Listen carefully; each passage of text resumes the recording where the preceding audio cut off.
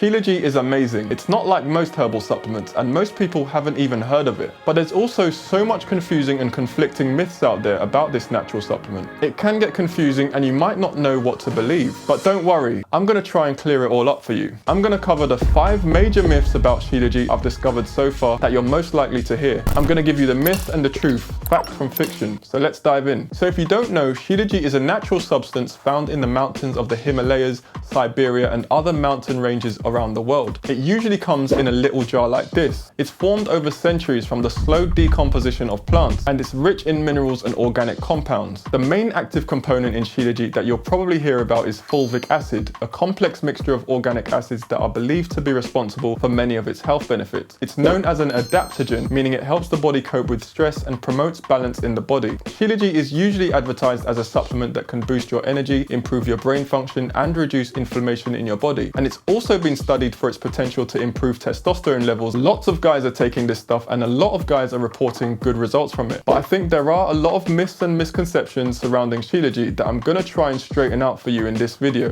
Shilajit is of course a dietary supplement. It usually comes in the form of a hard resin, paste or powder that can be mixed with water or other beverages. It also has a very unique taste, which is probably the first thing you'll notice about it, and a smell that I would describe as kind of earthy or smoky. Really strong and an overpowering taste. But anyway, let me get into the 5 myths and the misconceptions that I've discovered about Shilajit so far that I think you're most likely to come across. So the first thing I'm going to go into, some people I've spoken to have mentioned something called raw Shilajit and that it's something I should try. I honestly thought that this was a particular brand of Shilajit, but when I looked into it, I was actually quite surprised. Now, a good quality Shilajit supplement that you buy in a shop or online is most likely going to be processed. But when these people were telling me to try raw Shilajit, what they meant is that I should try the actual raw unprocessed form of Shilajit. Now initially I thought that an unprocessed version of Shilajit would be even stronger or maybe better for me, just like how some processed foods don't have as much nutrients as a whole unprocessed food would do. But I was actually wrong to think that. Here's why. Shilajit in its unpurified or unprocessed form can actually be toxic. Unprocessed Shilajit can contain harmful substances like lead,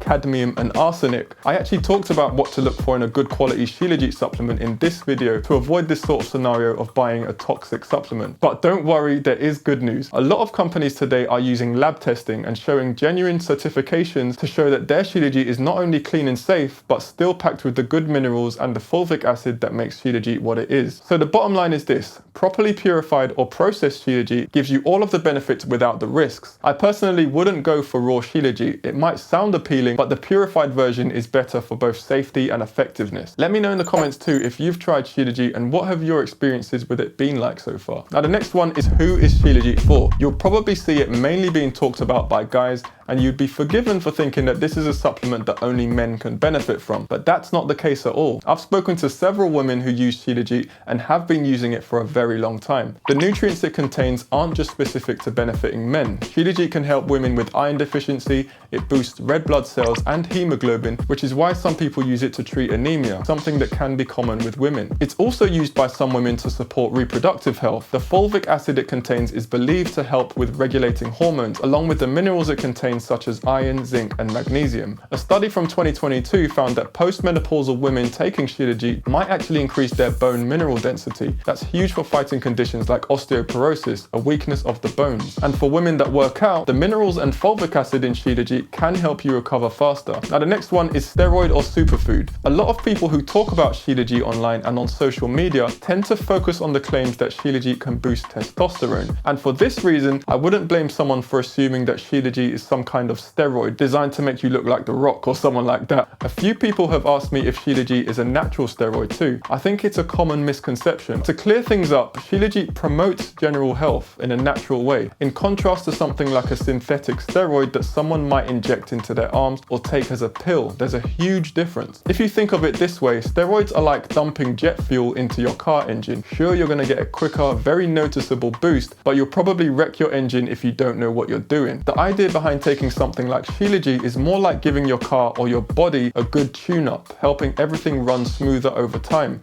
So it's considered more of a long-term approach to well-being, feeling stronger and having more energy throughout the day. And that's a big reason why people would think that Shilajit is some kind of steroid, because it can give you a strong boost in strength and energy. The way I like to look at it is Shilajit gives your body the tools to make its own energy a lot more efficiently than it may have been doing for a long time, whereas a steroid is designed to work more like a blunt instrument. So Shilajit isn't a magic potion or a shortcut to getting ripped like many people on social media would have you believe. It's more like a really good multivitamin straight from the earth, helping your body work better over time. Well, that's the idea behind it. Now, the next myth makes me remember when I first ever tried Shilajit. I was a little unsure of what to expect. Of course, I had done a bit of research on it, but I didn't know how it would go. Everything I read or saw online was talking about the benefits, and the list of benefits was impressive. A part of me thought that it was going to start working after the very first dose, but after taking it for the first time, I just felt normal. No superpowers, no sudden urge to run a marathon. I was just a little bit disappointed. I didn't fully understand how Shilajit works in our bodies. Shilajit isn't like drinking an energy drink or an espresso. It's a slow burner that builds and builds over time. The expected energy boost, if you want to call it that, it doesn't hit you all at once. It builds up gradually. And I actually think that's a good thing. Social media really has people thinking that Shilajit is something that it just isn't. Like I said earlier, it's more about giving your body the tools to make more energy on its own. Your mitochondria, those tiny power plants in your cells that make energy, it basically gives them a tune-up so they work better over time. You might be wondering, how long does it actually take to feel the effects of Shilajit? It differs from person to person. For me, I noticed something after about a week of taking it. Some people, it can take up to 12 weeks to see a change. Other factors can affect it too, like what's your diet like, how much sleep are you getting, and do you exercise regularly? The gradual approach is actually in line with traditional Ayurvedic medicine, medicines that are known for taking a longer time to work.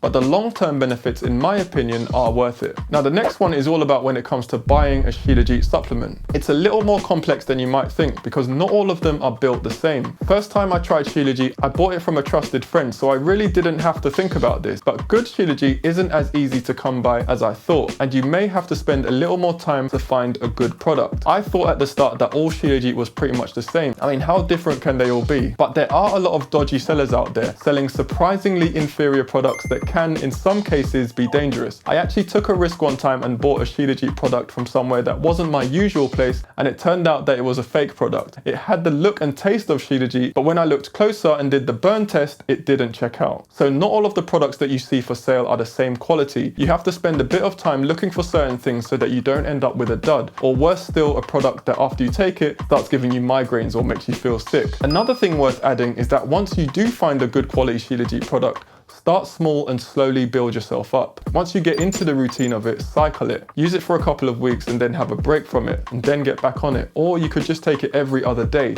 You don't need to take it every single day, as Shilajit is something that slowly and gradually builds up in your body. I talked about how I once bought a fake Shilajit supplement and how bad it really was. In this video, I tell the full story about how it happened and how you can spot a good quality Shilajit supplement for yourself, so the same doesn't happen to you. So with that being said, thank you for watching, and as usual, I'll see you in the next one.